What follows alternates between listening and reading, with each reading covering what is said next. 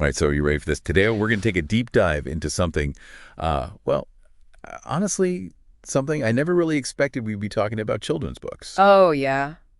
But Interesting. not the kind you're probably thinking of, though. No, not the fluffy bunnies and, Yeah. ducks. Yeah, What? exactly. So what's fascinating here is the goal.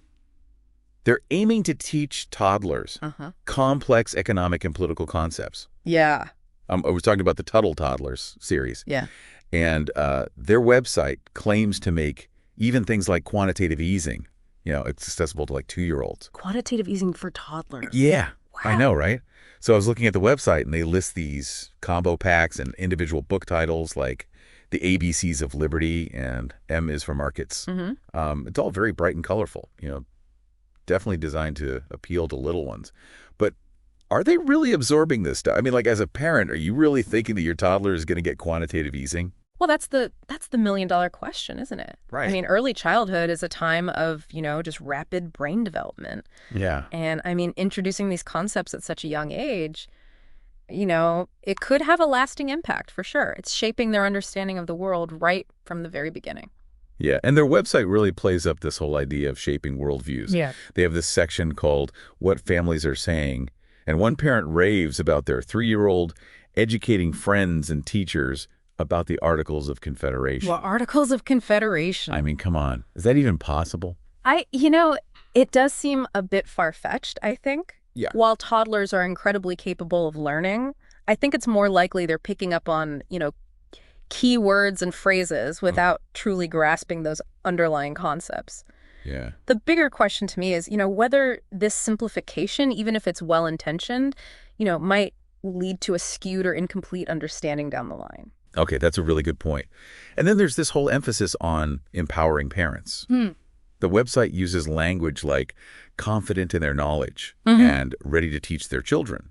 It seems like they're really targeting parents who want to pass down specific values. Oh, absolutely. It's almost like they're saying, here are the tools to ensure your children inherit your political and economic beliefs. Hmm. It raises some interesting questions about the role of these books in shaping family conversations and Right. potentially even, reinforcing certain ideologies. So we've got toddlers potentially, spouting off about quantitative easing and parents feeling empowered to teach them about free markets. But Mhm. let's look at the specific topics they cover. Economics, the Bill of Rights innovation, even the American Revolution. It's a pretty diverse range, but are they missing anything? That's where things get interesting. Yeah. Because by focusing on specific historical events and economic principles, they're presenting a particular narrative. Right. The choice of what to include and what to leave out is inherently selective. And it's worth considering whether certain perspectives or historical interpretations are being privileged over others. You know what I mean? Yeah, I see what you mean. It's easy to gloss over the complexities when you're trying to make it digestible for a toddler. Like they're curating a specific worldview, even if subtly. Like take, for example, the concept of the American Revolution. Are they presenting all sides of the story? Or is it a simplified, possibly romanticized version of events? Hmm. Yeah, I see what you mean. It's easy to gloss over the complexities when you're trying to make it, digestible for a toddler. Mm. But even if they're not grasping the full picture, the website mentions these vibrant illustrations and how they appeal to older siblings, too. Could that visual element be impactful, even without full comprehension? Visual learning is incredibly powerful, Right. especially for young children. I mean, those images can stick with them, creating lasting associations, even if the details of the text are fuzzy. It's like how we all remember certain picture books from our childhood, even if we can't recall the exact storyline. So you've got the vivid visuals potentially shaping their understanding. Plus, the older siblings getting involved. It almost becomes this family affair with everyone learning together. Could that actually reinforce the messages even more? Absolutely. Imagine a scenario where an older sibling is excitedly explaining free markets to their younger brother or sister. They're not just passively absorbing information. They're actively engaging with the concepts and reinforcing them within the family dynamic. It creates a shared experience that can be quite powerful. Okay, so we've got potential for early influence, simplification of complex topics, visual learning, and family reinforcement. Makes you wonder, are there any potential downsides to this approach? Could introducing these concepts so early actually backfire in some way? That's a really important question to consider, I think. One potential downside is that it could limit a child's ability to think critically about these issues later on. If they've been presented with a particular narrative from a very young age, it might be harder for them to challenge those assumptions or consider alternative perspectives as they grow older. So instead of fostering open-mindedness, it could potentially lead to more rigid thinking. That's definitely something parents and educators should be aware of. But the website frames it as empowering parents, giving them the tools to raise informed, engaged citizens. Isn't that a good thing? It certainly depends on your definition of informed and engaged. The concern is that this approach might prioritize indoctrination over genuine education. Instead of encouraging children to explore different ideas and form their own opinions, it might inadvertently limit their intellectual curiosity and critical thinking skills. Okay, that's a pretty heavy thought. So on the one hand, we have potential for early learning and family bonding. But on the other, there's the risk of simplification bias and potentially hindering critical thinking down the line. It seems like there's a fine line to walk here. Exactly. And that's why it's crucial to have these conversations. We need to be aware of the potential impact of these early learning materials, both positive and negative. It's not about condemning the approach outright, but rather encouraging thoughtful consideration of the messages being conveyed and the potential long-term consequences. So what you're saying is even with something as seemingly innocent as children's books, we need to be critical consumers and think about the bigger picture. Absolutely. It's about asking questions like, what values are being promoted?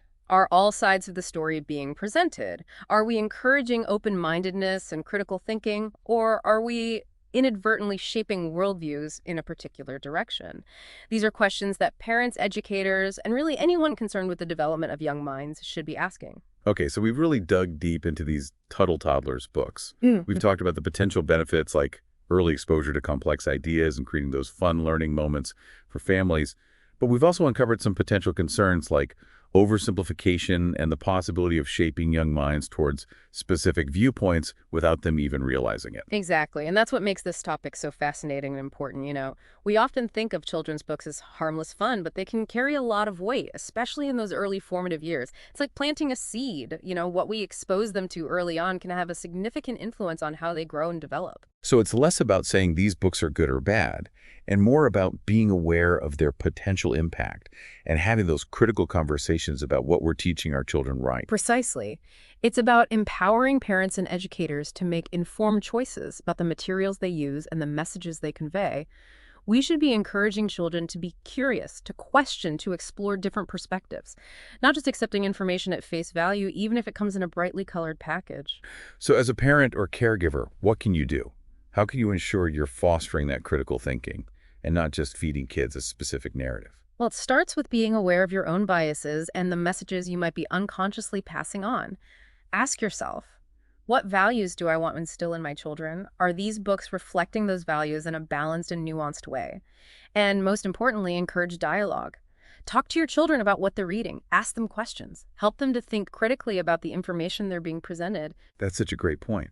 It's not about shielding kids from different ideas, but equipping them with the tools to analyze and evaluate those ideas for themselves. Absolutely. We want to raise a generation of thinkers, not just followers.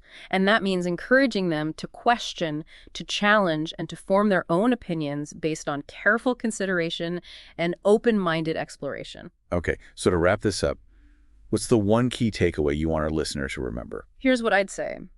Don't underestimate the power of early childhood education, even when it comes in the form of seemingly simple children's books. Be mindful of the messages being conveyed, engage in thoughtful conversations, and empower children to be critical thinkers from a young age. That's how we cultivate a future where individuals can navigate the complexities of the world with open minds and a thirst for knowledge.